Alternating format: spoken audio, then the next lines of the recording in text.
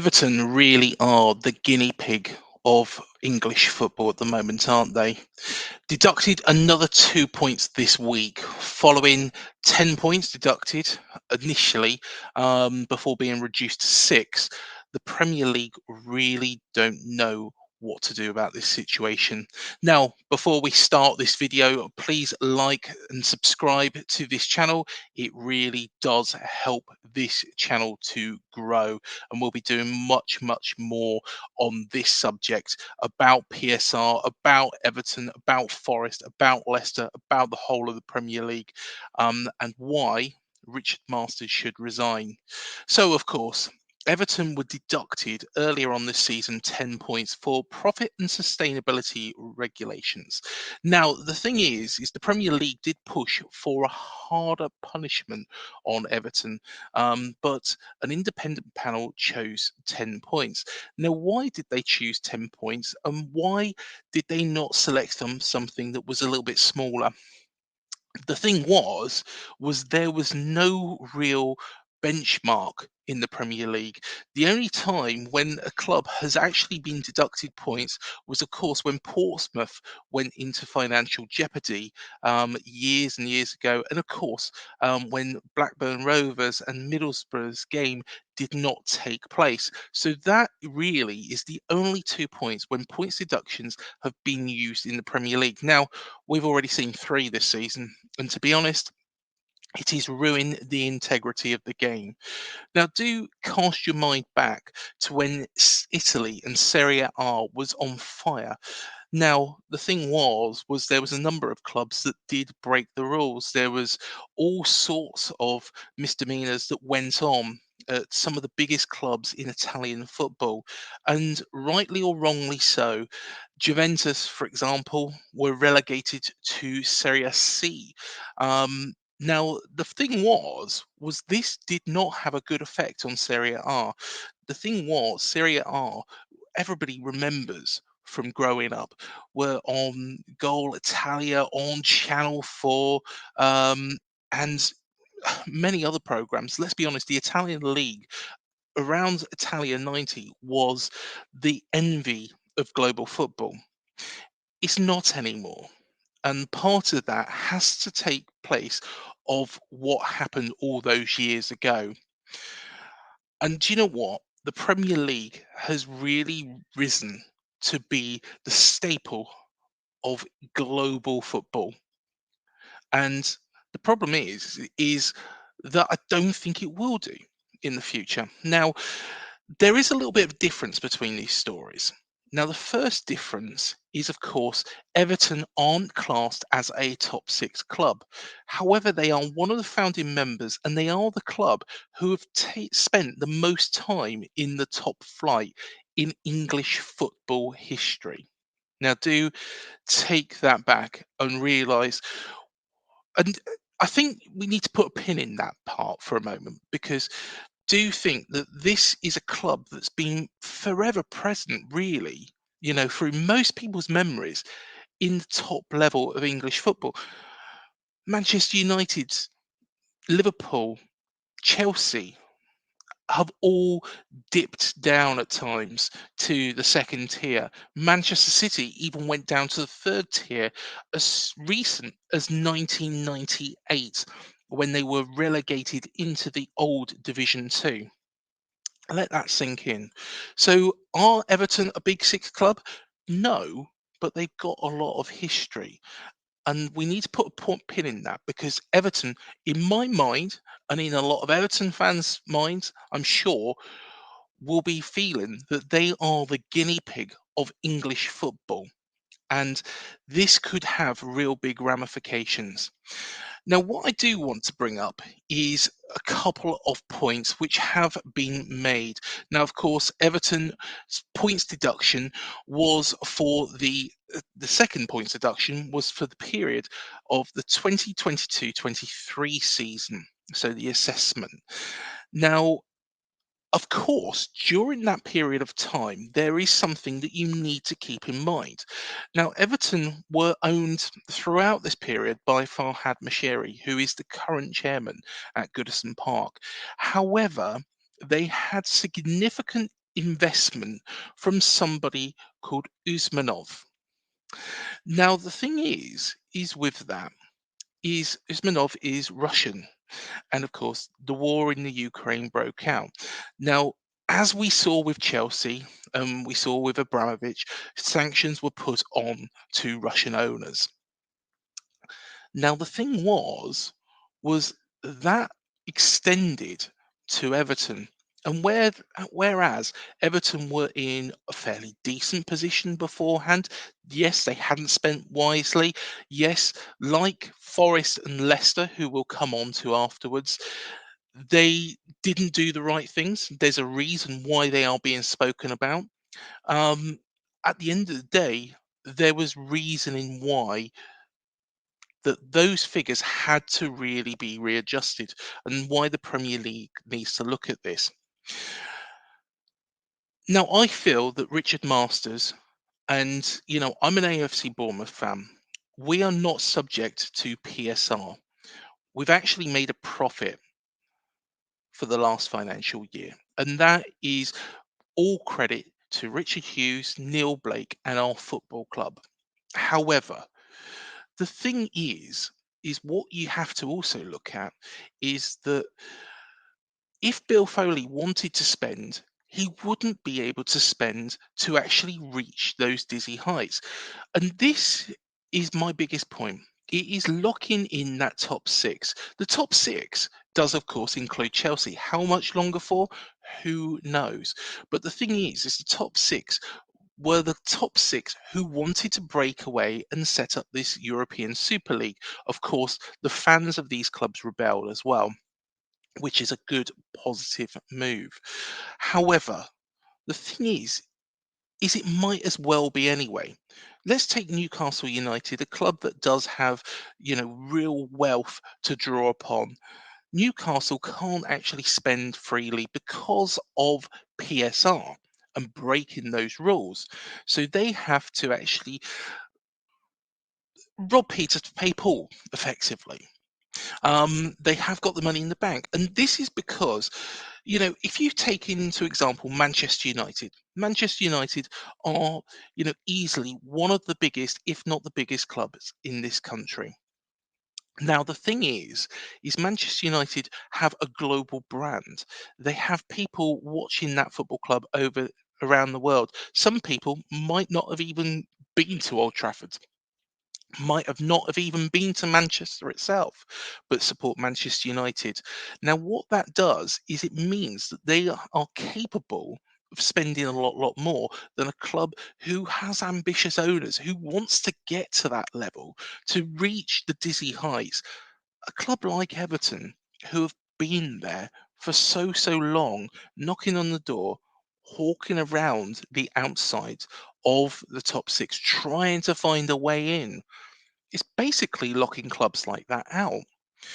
Now, of course, Sky Sports and Rob Dorsett actually released a video. I really do suggest you do go and watch that. It is very informative, and I'll try and give my view of this. But with regards to clubs, they are only allowed to spend a certain amount over a 3-year period. So by the season of the 2025-26 season, clubs involved in European competitions will only be allowed to spend 70% of their total income on players. The current limit is 90% as part of a staged introduction, which will be reduced to 80% next season. Now, like I say, when Manchester United, you take on board them, their total income is going to be a lot more than AFC Bournemouth's. But there's no reason why AFC Bournemouth can't get into that position where they can, you know, effectively be a global brand. That is what Bill Foley is trying to do. And that is what Everton have been trying to do. Of course, Everton are a lot bigger club than us anyway. So therefore, it's chalk and cheese. But at the same time, it is kind of restricting them. Um, now the thing is the Premier League rules, um, by restricting clubs spending, at the moment, Premier League clubs can make no loss greater than 105 million across 3 seasons.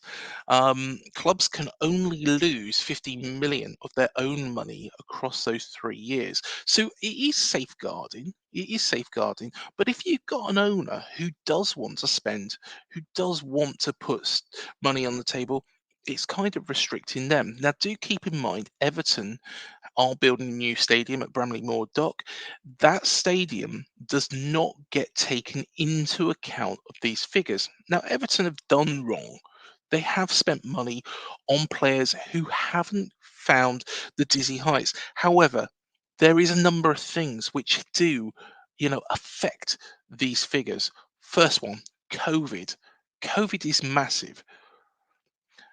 If you look at it, the Premier League, the whole Premier League was shut down. Fans couldn't go into games. The last, 9 games of our season where we was eventually relegated, there was no there was no atmosphere at Dean Court. It had an effect on the players. It also had effect on the coffers at these clubs as well. So that is one thing that you have to take in mind. The second thing, though, is of course Usmanov of course, left the club. He was big part of the income because the actual training ground for Everton was actually sponsored by his business. So you've taken parts of Everton's income away, and therefore that is what really has put Everton into trouble. Now, how did the Premier League get to the ridiculous figure of 10 points? Who knows? It was decided firstly that Everton were guilty. The Premier League pushed for a higher sanction. The independent panel decided on 10 points, which then Everton did appeal and was reduced down to 6. To be honest, it should have been written off altogether. And I'll explain why I think that as well. Of course, Everton have been deducted a further 2 points for this other breach, which again is ridiculous. Is ridiculous. This is a club that had a lot of their income stripped away because of the war in Ukraine. That is no fault of Everton Football Club or their fans, but also they were a club who have been tapping on the door for a long period of time. If Farhad Mashiri can afford to do that and afford, to manage those losses, why shouldn't he be able to? Very much like Nottingham Forest. Now, Nottingham Forest were promoted with ourselves from the Championship. Now, Forest were promoted through the playoffs, and there was a bit of a story of that season. They were in the initial parts of the season, in the relegation zone. When we played them the first time round, they were in the bottom three, looking like they could be heading for League One. Now, what they did do was something quite clever, and what Marinakis did was something quite clever. He brought in a lot of loan players. Now, those loan players did a fantastic job and got them in to the Premier League through the playoffs. So, should Nottingham Forest have been here? Personally, I think their points deduction should be scrapped also. Reason being, it was a necessity that they had to buy and spend a lot of money. Were they completely in the right? No. At the end of the day, they probably spent too much and bought in too many players. It's widely known, that Nottingham Forest went on a shopping spree which is like no others. But at the same time, Forest had to spend. They had to do what they did. And hence the reason why they ended up in this situation. Now, there is a bit of an interesting story here, and this is a bit of a side note. Now, Brennan Johnson, a quality player, was sold to Spurs. Now, he was sold to the Spurs a couple of weeks after these rulings come in. Now, what do I mean by that? Now, Brentford put in a bid for Brennan Johnson, and Nottingham Forest held out. Now, if they had sold Brennan Johnson at that time, it might not necessarily rule them out of being guilty of PSR. However, the punishment would have been a lot smaller because it would have been a minuscule amount. It might have ruled it out completely, but Nottingham Forest, being sensible and being businesslike, being the business, held out for more money and got that. Now, Nottingham Forest aren't a club in the top six. They're not billionaires. Marinakis did the right thing by holding out for a bigger offer for one of his star players to actually get more money for his football club. And personally, I think that is a good move. It's not one that should be punished by a points deduction for failing PSR. And then we come on to Leicester City. Now, Leicester City are a football club who, of course, won the Premier League a couple of years back. They upset the Big Six. And now they're being viewed as guilty of these regulations. Now, Leicester City, of course, is a club not just in the tops who won the Premier League, who upset the top six, but they are also a club that have had quite a lot of tragedy. Now, their owners, their core industry is the travel industry. Now, we've mentioned it already. COVID had a big effect on fans going into stadiums. Also had a big effect on people actually being able to travel around the world, being able to use their services. Of course, there was also the tragic helicopter accident where Leicester City's chairman lost his life.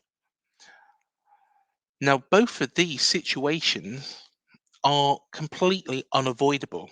They're not Leicester City Football Club's problems. They're not issues that really can be helped by the football club. They're not situations that the fans have created.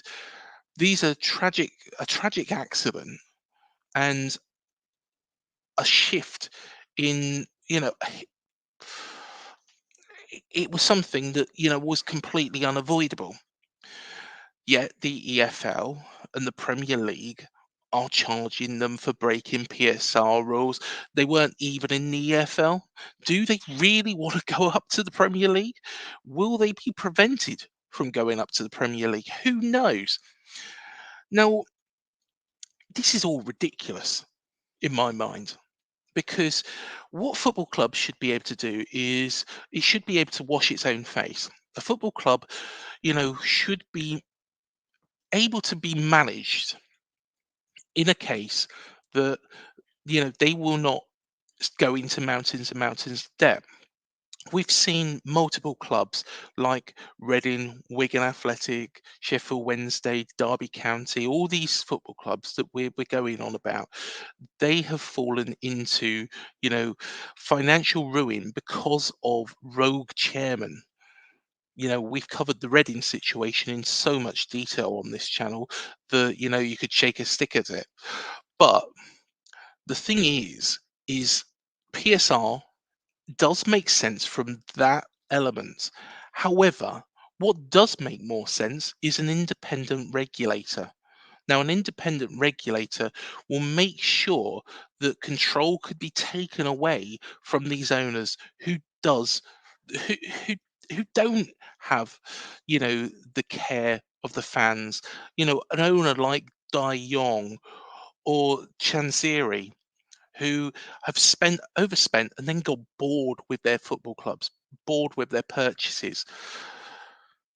That's what an independent regulator is for. But it's also for making sure that the integrity of the game is not lost.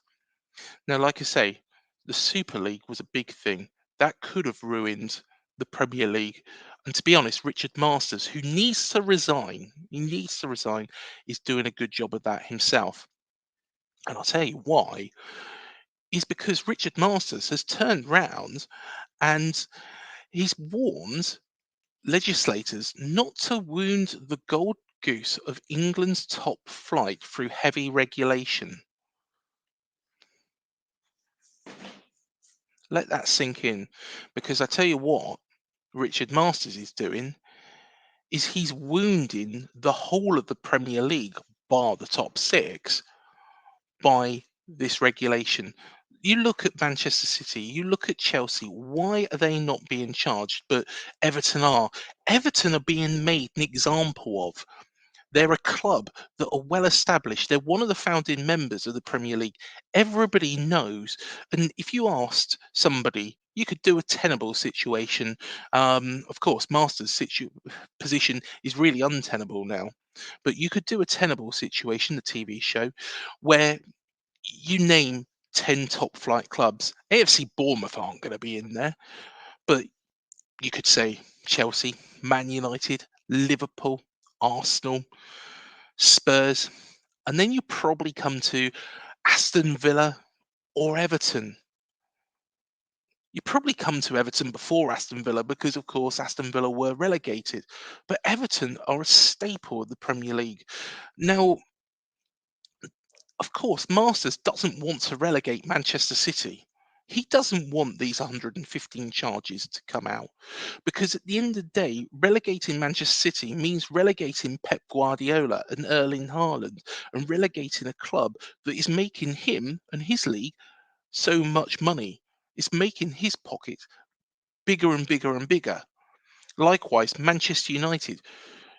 A Premier League without Manchester United is probably unthinkable. Richard Masters doesn't want to do that. And likewise for Chelsea, he doesn't want to relegate Chelsea. They bring him in too much money. They've got a big fan base. AFC Bournemouth, who cares? But what he is doing, and what I feel that the Premier League are doing, is they found a guinea pig to punish. And that guinea pig's name is Everton. And the reason why they're attacking Everton is because A, is a club that's been around for a long period of time, is one of the founding members, is not being relegated. If you make an example of Everton, if Everton are relegated from the Premier League, that's going to send shockwaves. But is it going to lose Richard Masters any money? It's probably going to lose him as much money. Yeah, well, I say as much money.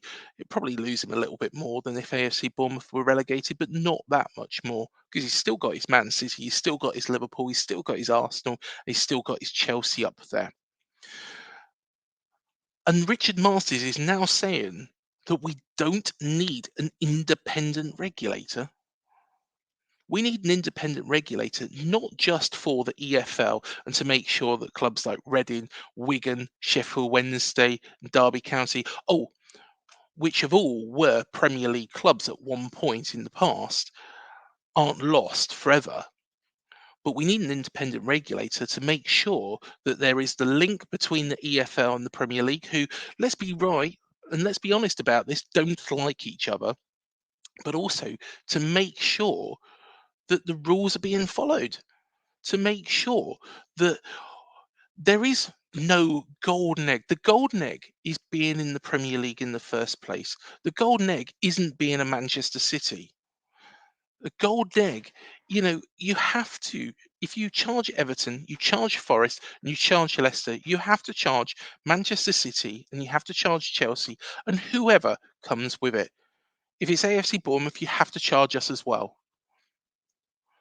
But you can't charge them based on, how big they are.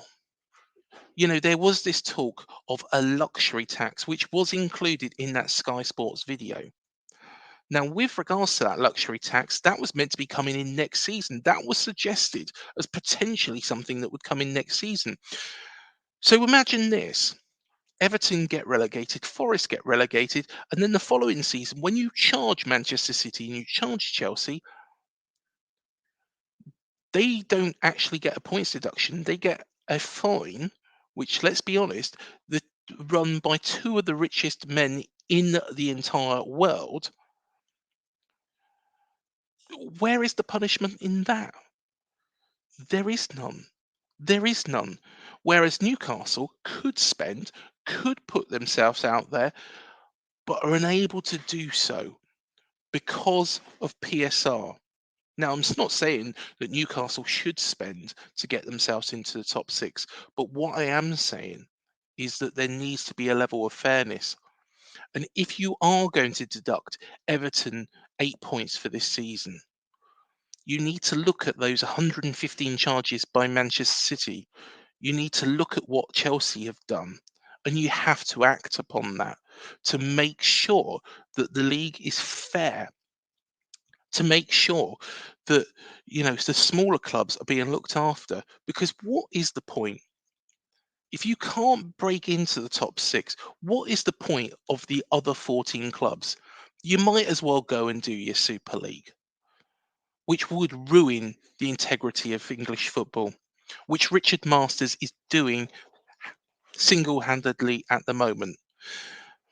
Now, please do let me know, Everton fans, let me know what you make of this entire situation. Do you feel that the Premier League is completely against you and your football club? Do you feel that they should write off the points deductions for Everton, for Forest, for Leicester, and whoever else? Do you feel that instead of yourselves, Forest, and Luton being in a battle, that Manchester City should maybe be relegated from the Premier League this season to keep fairness? Because, of course, they've charged yourselves, Forest, and Leicester. Why not charge Manchester City and Chelsea now and leave them and see what happens? Forest fans, what do you make of this? At the end of the day, you had to spend to make yourselves competitive. So do you feel that the Premier League is completely against you? And Leicester fans, do you really actually want to be in the Premier League? What do you think the EFL are really going to do? What can the EFL do anything, as it wasn't on their watch? And everybody else, let us know what you think about this independent regulator. Is football finished with Richard Masters in charge of it? After all, personally, I think it is, because at the end of the day, you cannot, charge another club. You can't charge Everton, you can't charge Forest, and you can't charge Leicester without charging the other sides. And his handling of this whole league has been embarrassing. My fear is the Premier League is going the way of Serie A. It's going the way of the French league. It's going the way of the leagues that have been full of corruption, because the corruption is there within this division, and therefore it's going to devalue the whole competition. Richard Masters won't be bothered though. He'll probably be gone by then. Let us know what you think. And thank you again for watching. Like I say, like, subscribe, hit the bell. We'll see you in the next video.